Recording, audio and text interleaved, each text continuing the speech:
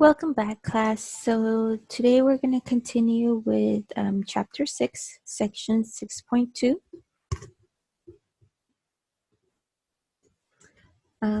This video's topic will be other units of measure. Our learning objectives are to identify medications that use units as a dose designation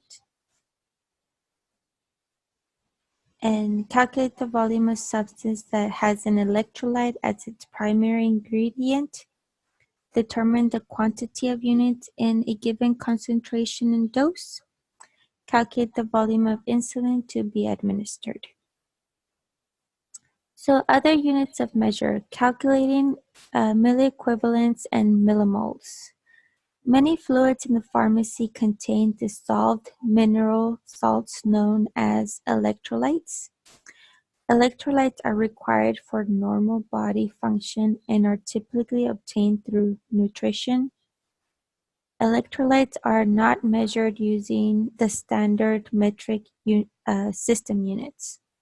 So again, electrolytes are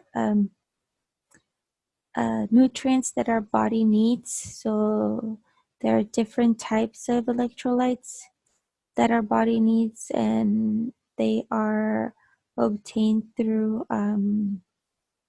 the sodium, phosphates, and things like that our body needs.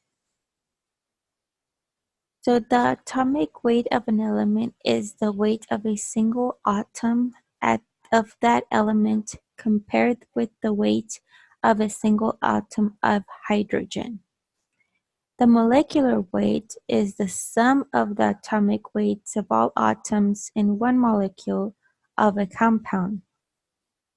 A mole, abbreviated as MOL, is a unit of measure based on the number of particles in a given substance. The mass of 1 mole of substance is its molecular weight in grams.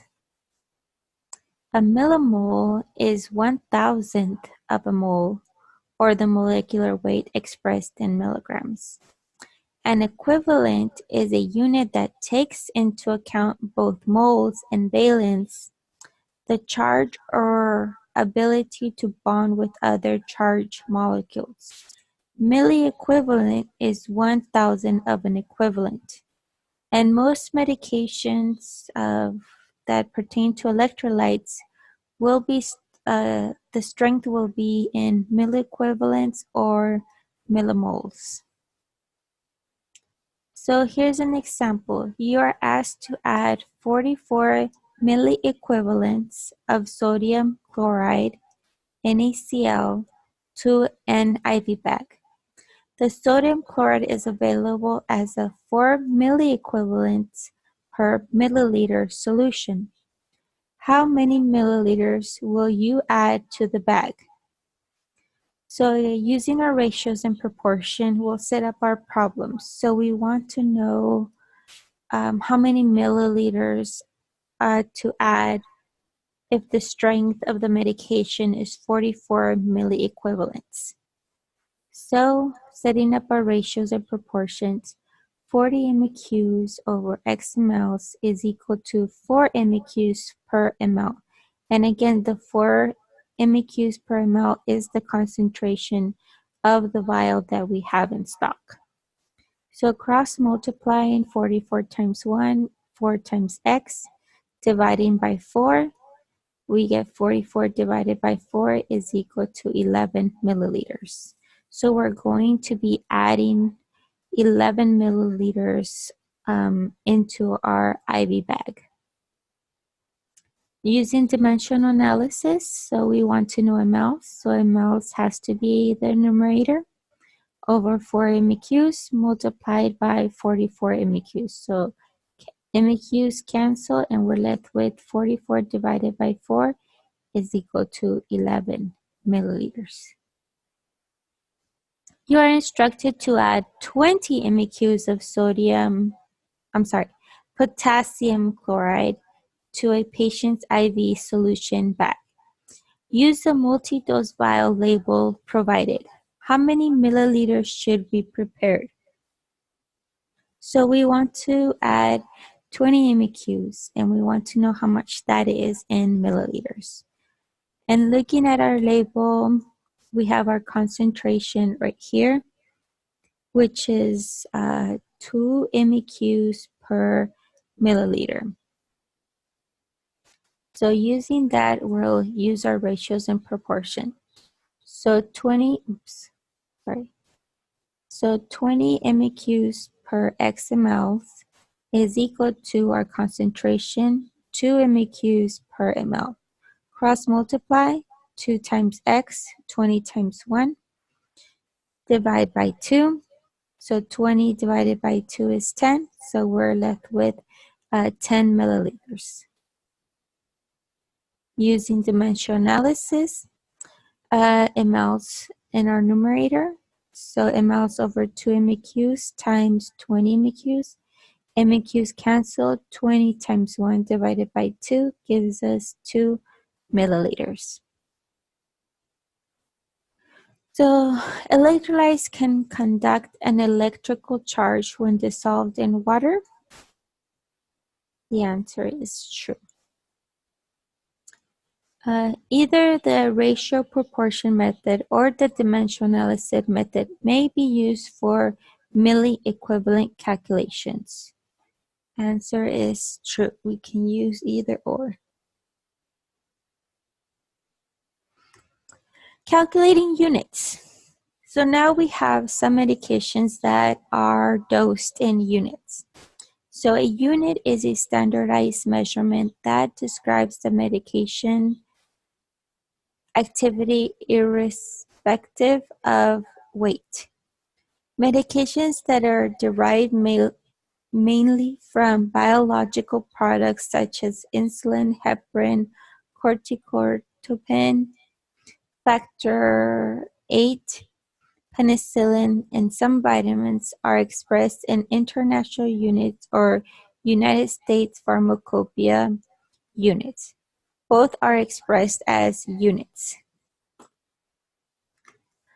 Here is an example of some insulin syringe sizes. So 30 units will be 0.3 milliliters. 50 units is equal to 0.5 milliliters. And 100 units is 1 milliliter. So we can see how these syringes are expressed in units. Okay.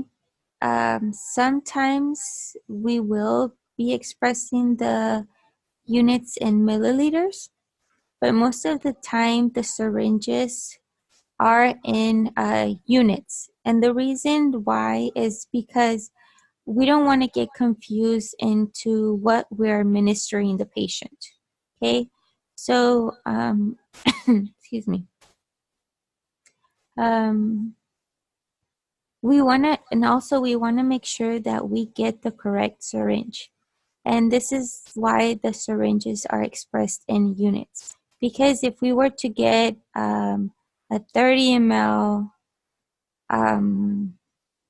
syringe, we might overdose. Not we might, but that's like an overdose of insulin, and that can kill somebody. So we have to make sure that we're getting the correct syringe for the correct medication that we're administering. So let's go over an example. So a patient is to receive a bolus concentrated dose of heparin. If the dose is 7,500 units and you have a vial with a label shown below, how many milliliters will you prepare? So again, we want to dose the patient 7,500 units. And our label says that we have 10,000 units per ml. And this is a 5 ml vial.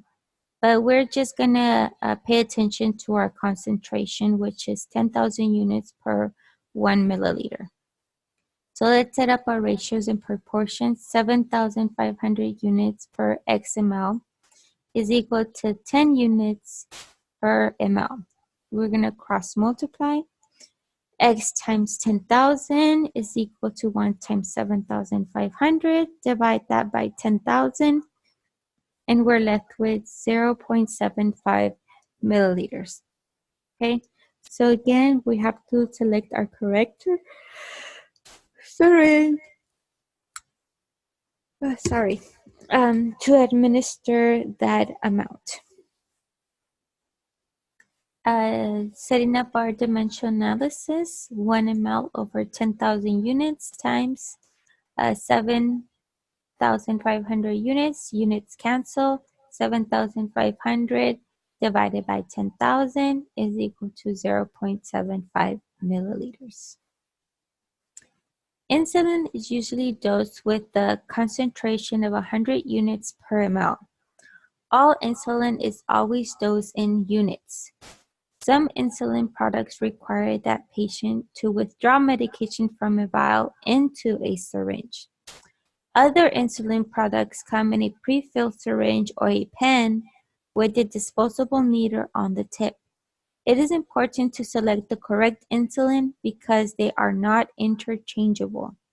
Okay, so again, can't stress enough about how important it is to pick the correct syringe, pick the correct dosage, that it needs to be administered to the patient, because heparin, insulin, these type of things are very crucial to a patient. So if you're dosing too much, it can definitely harm the patient.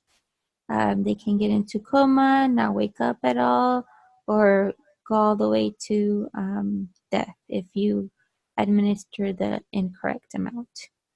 So let's go ahead and stop here, and we'll move on forward to page, oops, 6.2. Page 194, and we'll go over some problems. Let me just get the whiteboard prepared.